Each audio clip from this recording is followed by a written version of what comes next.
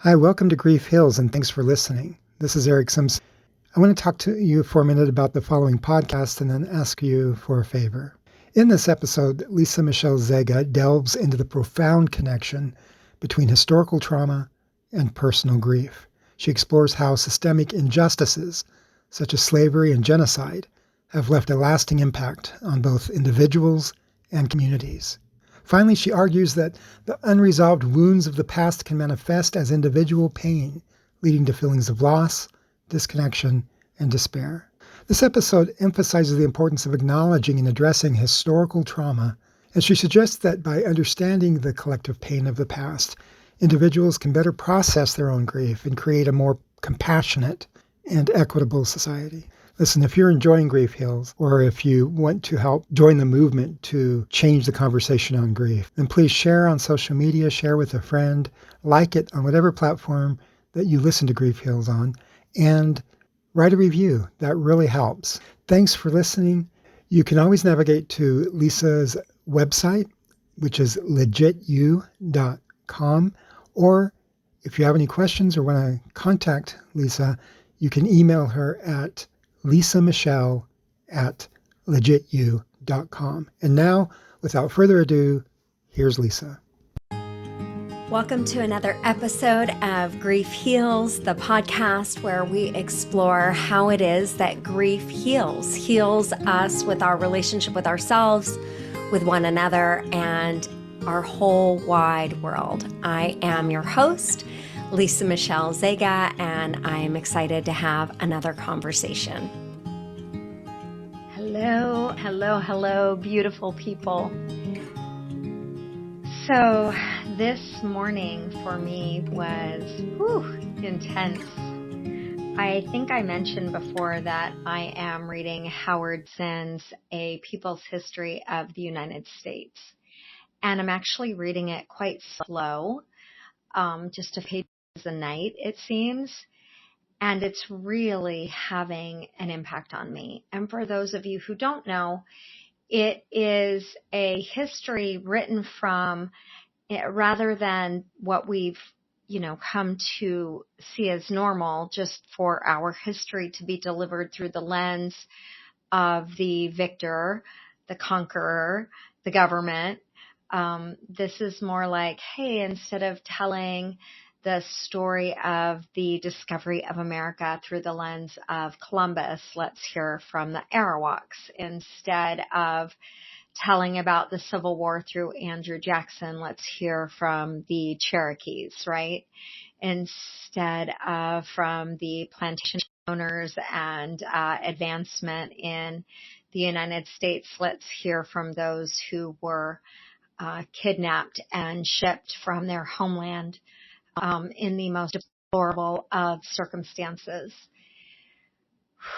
and so much more. So the name of this podcast, as you know, because you're listening, is Grief Heals. And so if you're wondering how this relates to grief, I think it relates really profoundly, particularly in how when we are grieving, when we are experiencing the sense of a fly, just so you know, I'm looking and it has landed on my shoulder, and I am seeking to have a different response and to just respond to the sensations. And now it has flown away. So it was just kind of interesting. Like I'm talking, and I'm like, oh, there's a visitor on my shoulder I didn't recognize. There happens to be a fly trapped in the room with me.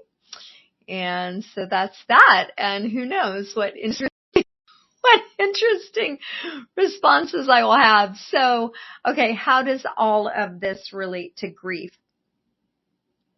There has been so much in history that has been simply ignored or just mentioned casually, or like, we might talk about the genocide experienced by the Arawaks through the those who came to conquer this land of the United States. And it'll even be mentioned in history books just casually, like it's just one of the things that happens when we are making progress. Like, oh, it's kind of sad that an entire nation will be wiped out, but that's what needs to happen and then whatever's on the other side of that sentence justifies it. And that has become so normal to us that and maybe that's just the point, that something like that would be normalized, such that we do not even flinch. So this morning, the intensity that I mentioned, hold on, I didn't finish the thought of how that has impacted grief. So imagine that entire cultures are taught that the suffering of others does not matter. Now imagine that you are part of peoples that have been oppressed and ignored and exploited and victimized, but the culture at large says, yeah, shoot, that is just a natural consequence of progress. And of course, progress is what's most important, right? And so imagine what happens to the loss that you've experienced, loss of freedom, loss of home, loss of land, loss of family, like so many losses, and they literally just get ignored for centuries. In fact, sometimes not just ignored, rewritten, and as if it didn't really happen to you or to your people. And then I want you to think about that moving forward and what's happening as these pains, this suffering, this anguish is experienced and held in the land and in the body and passed down from generation to generation.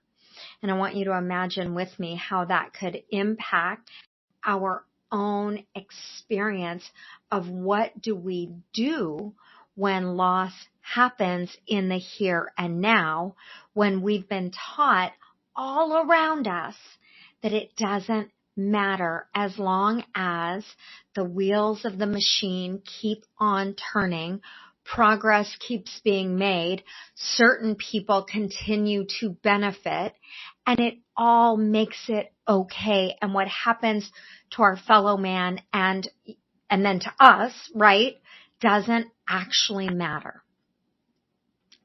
So when loss comes and we experience it in the here and now, as we all do in various ways, right? You lose your home, you lose your loved one, the marriage ends, your person dies, all these things, like so many different kinds of loss, even the loss that we all, and I'm putting air quotes around this, but like a good change brings, right? So your kids going off to college and everything changes, but it's good, so it doesn't matter.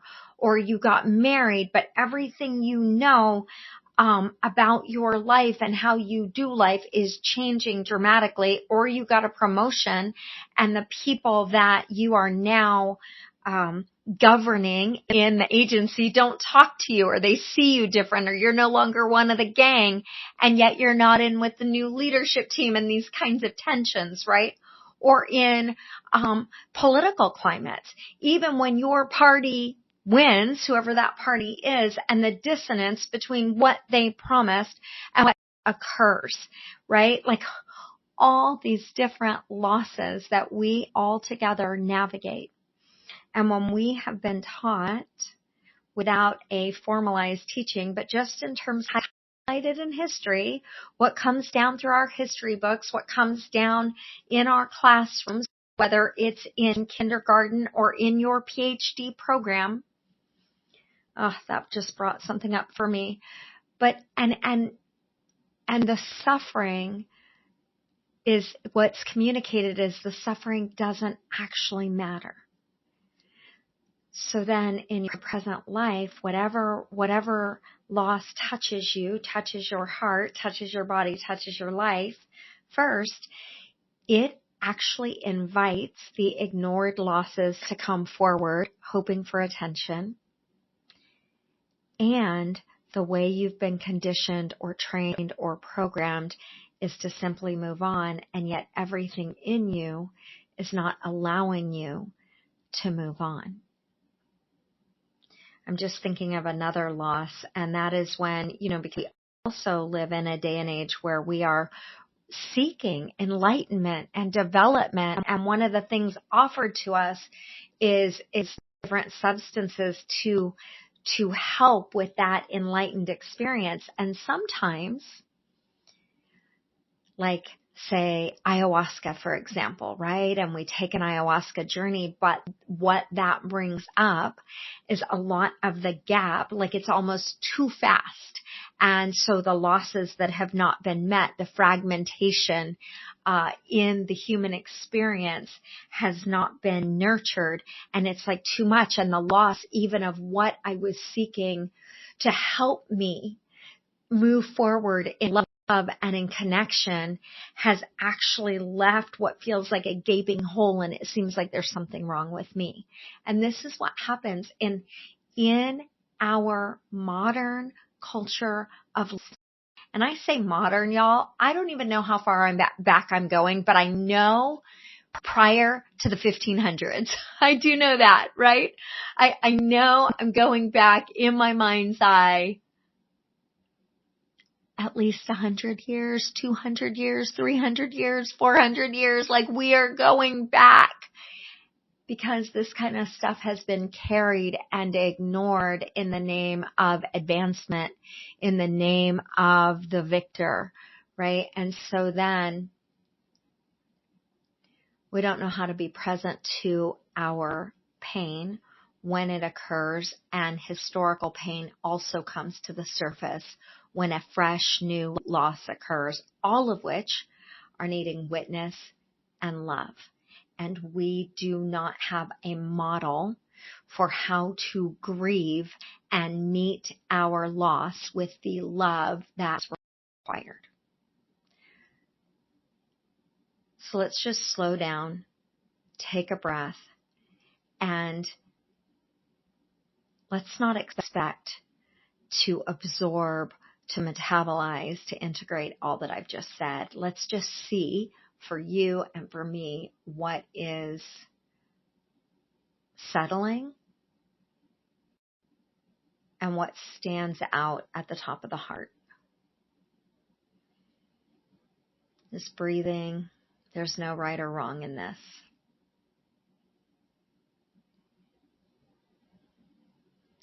So I mentioned that I had an intense morning.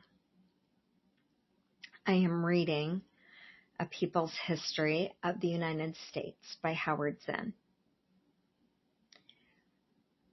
I experienced someone this morning who is a new police officer, and I was just overhearing bits and pieces of his conversation. And it was all about, like getting those scumbags, and this happened and that happened. And I'm hearing the comments through the lens of what I'm reading. And I end up having a conversation with my husband, who used to be what they call a corrections officer. And we just started talking about his history in law enforcement. And I was bringing up some of the things that I'm reading, and I asked if I could read him some things, because it was at the point in the book, I think I was in chapter 3, it was talking about like the landscape in Boston. And I don't mean the physical landscape, like how many people were in wealth, where was the wealth percentage, what percentage of people were in poverty, what was it like in New York? What was it like in Rhode Island? And, and as I was reading this last night, I was like, wow. The poor were being criminalized then. And even what they decided to create for the poor, it was so interesting to me, because it was like, oh, and so we are going to create poorhouses and places of correction, and they called them correctional homes, and there was one other name, and I was like, oh, this sounds like the modern day prison system. How fascinating.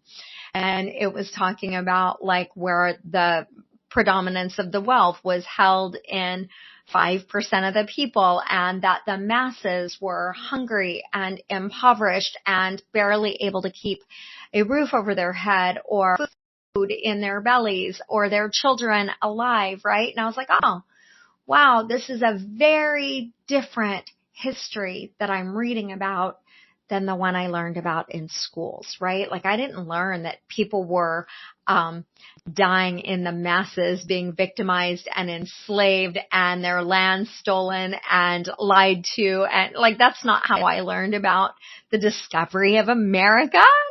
No. Or what is it, King Ferdinand and Queen Isabella? Do I have that right? I don't know why they are top of mind right now. In Spain. So anyway, not at all how I learned about these things. And it just felt so like, wow. What about the story through the lens of these people who are impoverished and begging their, city government councils to do something to help the common person, and that the big idea that came forward was we will create workhouses. And it's making me think of the Scrooge, right? A Christmas Carol. Are there not workhouses? Tenements? That feels like something from that. Anyway. So I'm sharing with my husband, and he starts asking me questions, and he is communicating, well, what about the other side? And what about this? And I didn't realize until he was asking that I didn't have capacity for his questions. And the feels in my body were so big, I didn't feel like I had the capacity to hold it in.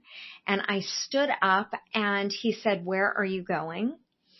And I said, I feel I'm suffocating, and the air is too tight in here, and I feel like I need to get into a bigger, more expansive space.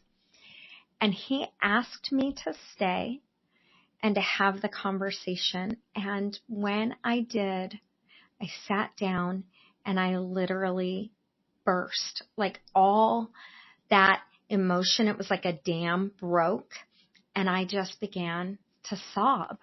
And what I shared with him is the level of ignorance that I personally feel. And I know that I'm studying these things. I don't want to say it's like I'm leaning into these things, and that is not my experience of people just out and about, right? And I know, even as I say that, there are people in my community that are very much, very, very aware and engaged and thinking and reading and creating community. And there are other communities that I am part of where I feel very much like an outsider. And I didn't feel like I had the learning, the putting it all together. I felt very like a lot of stirring, but I didn't feel the capacity to communicate like I imagine Jordan Peterson would have been able to communicate about this, or Eric Simpson, the producer of this podcast, who in my estimation is just such an intelligent, thinking individual, critical thinker, right? Who's really weighing different aspects and knows enough to weigh. I don't feel that's me. And then at the same time, I was like, I wasn't wanting to discount what my husband was saying. I wanted to say, who effing cares? Like, I wanted to say, but what about the people who suffered then, and what about the people still suffering today? what about just the common man? How come we're not collectively enraged that the poor continue to be criminalized? How come we don't look at, what would cause someone to steal? How come we don't look at the desperation of the circumstances? How come we don't consider how much has been ignored? How come we don't consider the effects of just the average man today trying to, and by man I mean woman, people, just a person seeking to provide for their family? How come we're not enraged that it takes usually a 2-parent income to keep a roof over the head of people? How come we're not enraged about how families are struggling to put food in their bellies? How come we're not enraged that what is put forward as food is garbage?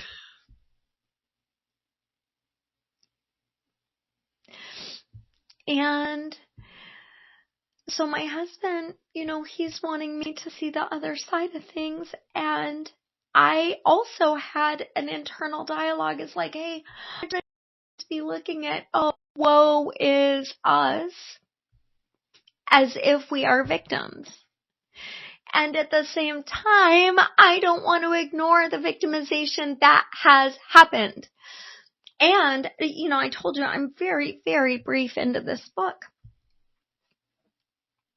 I am amazed at the level of strength, perseverance, hope, tenacity. I'm amazed. I'm amazed by people. And I feel like this collective, like a longing to acknowledge what the past has been, how it is still showing up in the future, why it every time, and I do mean every time, I'm using this word on purpose, every time I'm having a conversation with a griever, they feel like the problem is them. Like they are somehow handling it wrong, that they are supposed to be able to move on, push past, forget, leave behind, right?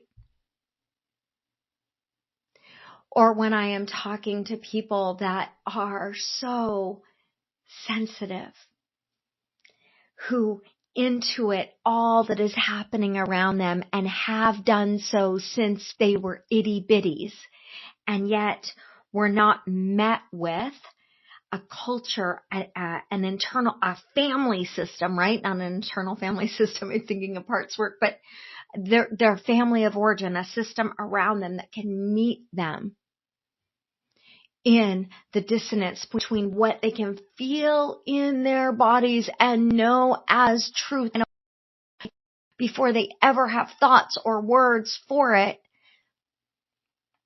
And they're not met with, hey, yes, there's nothing wrong with you, sweet one. The world around you is not present to its own suffering, so it is not present to yours. It is not present to the fragmentation happening in communities and in families. And so when your daddy leaves and you're 2 years old, no, we don't actually meet you. We just expect you, like everyone else, to go on as if nothing cataclysmic has happened in your tiny little world. And then we look at people who are experiencing addiction of all kinds and treat them like there is something fundamentally wrong with them. Are you effing kidding? Having a response. We are having a collective response to something wrong in our world. And we cannot do something new, to quote Brandon Cook, without naming the real. We must name it to change it. We must. And we must name what it brings up in us, the way it feels, exactly how it feels, so that we can meet it with the love that is required, so that we can move into, like my husband was saying to me, what would you do different? What would you do different? How do you think we should do things differently? We can't get to the what to do different until we have met, slow down, until we have met is with the witness the lost deserves. Our suffering deserves to be met with love, with compassion, without judgment, with like just an honoring of what is and what was. What we wanted versus what we got. What was carried and yet ignored. Here's my experience. When I stop and meet my own heart, I am able to meet the heart of others. I think all of us, maybe that's an overstatement, maybe not, I don't think it is, wanted our precious being to be met with the honor of what it is to be precious.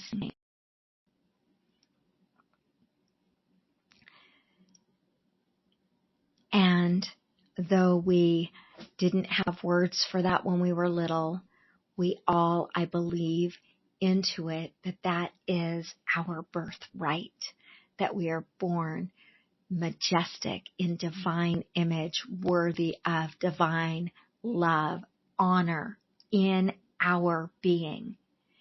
Okay, no problem. When we're not met in such a way, we grow up and we get given the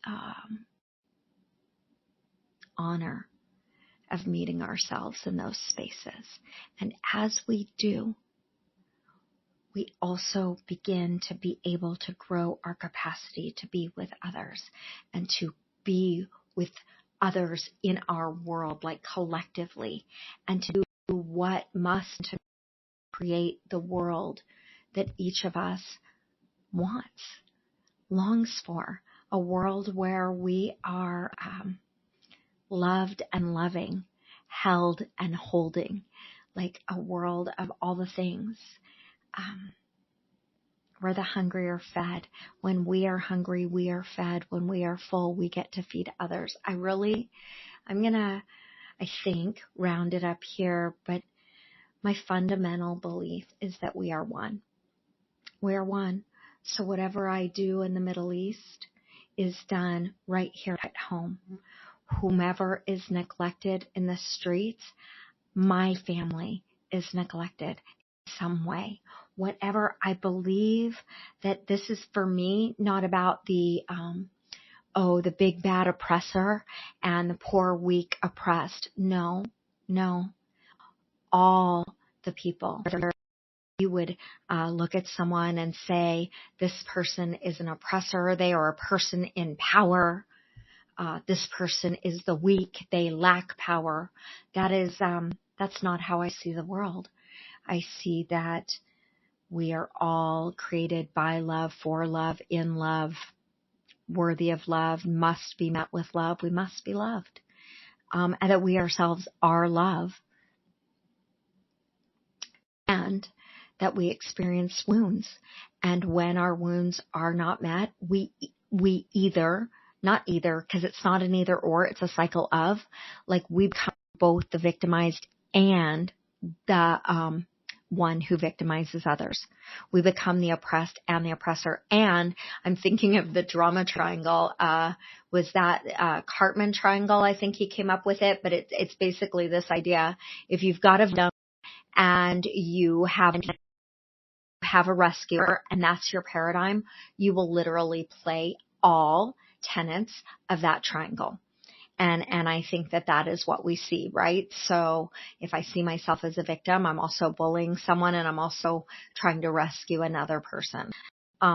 And I don't know who came up with this, but it's the idea of, well, what if instead of a victim, we have a hero, heroine, right? Instead of a rescuer, we have a coach. And instead of an oppressor, there are challenges. And that as we flip our paradigm, we function very, very differently, right? And the only way for a victim to get out of that triangle is to stand up against the oppressor. But here's the thing, in the culture that we live in, the marginalized right now, and the marginalized are treated like this is your problem. But as far back as you can go in our roots, no, that's not how this was created. So maybe I'm contradicting myself.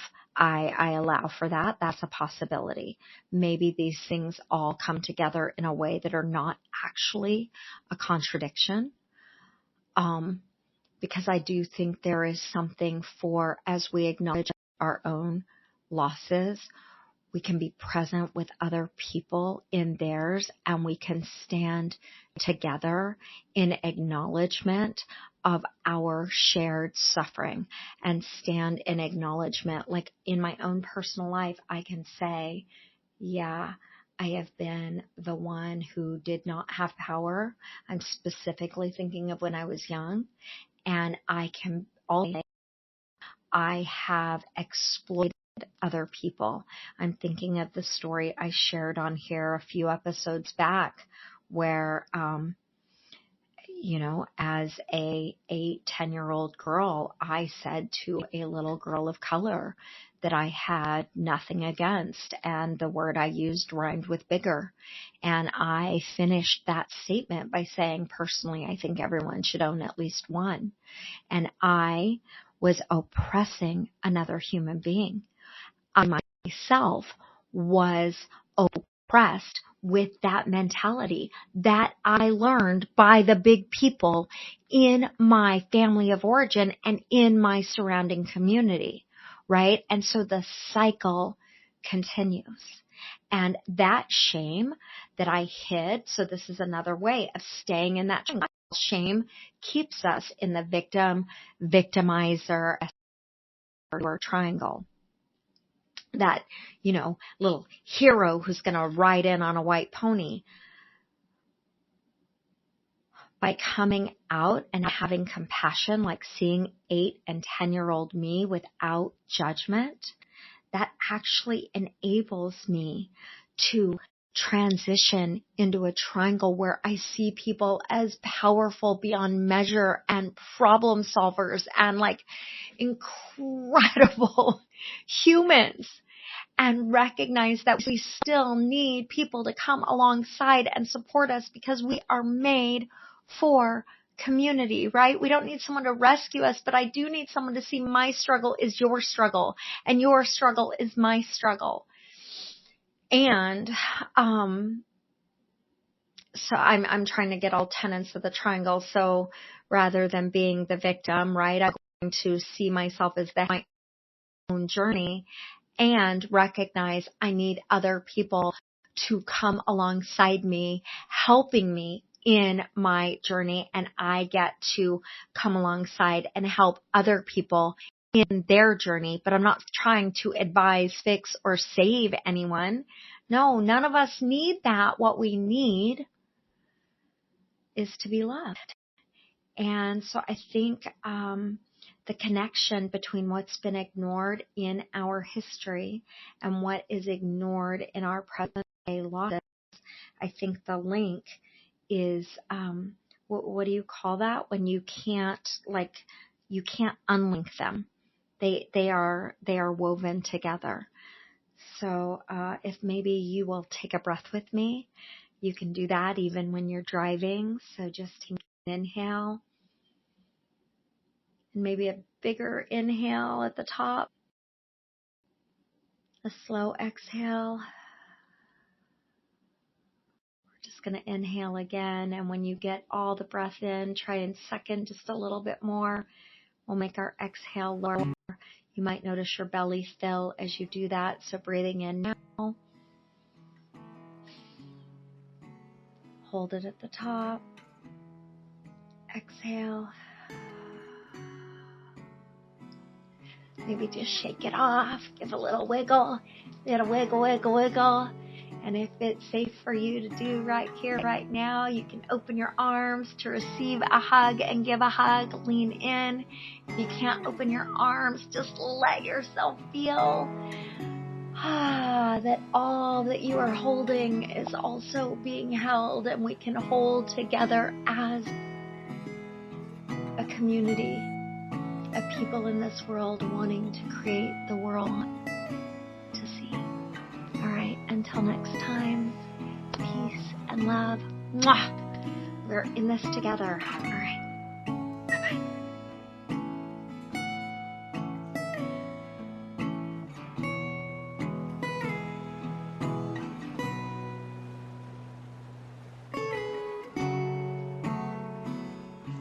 You've been listening to Grief Heals with Lisa Michelle Zega. The podcast is produced by me, Eric Simpson, in association with Jump Up and Down Productions. Music by Candelian, Drunken Nights to Sunday Mornings, and Stefan Carlin, A Calming Ocean, A Common Notion. If you would like more information about the work Lisa does, point your browsers to legityou.com. That's LEGITYOU. Lisa can also be reached at Lisa Michelle at legityou.com.